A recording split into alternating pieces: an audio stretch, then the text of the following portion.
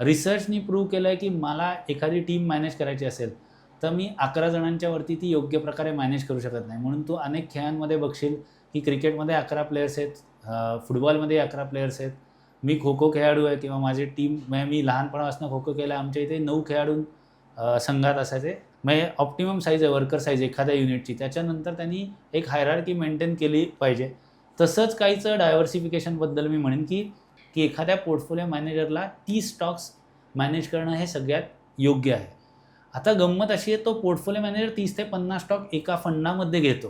हो. आणि आपण इथे बोलतोय ओव्हर डायव्हर्सिफिकेशन ऑफ फंड्स.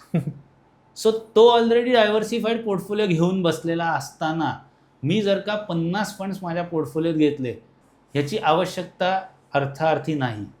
कदाचित 4 ते 5 फंड वेगवेगळ्या ॲसेट मॅनेजमेंट कंपनींचे घेऊन देखील तुम्हाला तुमची आर्थिक उद्दिष्ट सहजरित्या साध्य करता येईल. आणि पोर्टफोलिओची गंमत अशी आहे ना की दुसऱ्याचा पोर्टफोलिओ बघून आपण त्याच्यातून काही बोध घेऊ शकत नाही. कारण वॉरेन बफेटचा पोर्टफोलिओ कॉपी करून कोणी वॉरेन बफेट झालं का? सो दुसऱ्याचा पोर्टफोलिओ त्याला काय औषध लागू होतं ते मला लागू होईल असं होत नाही.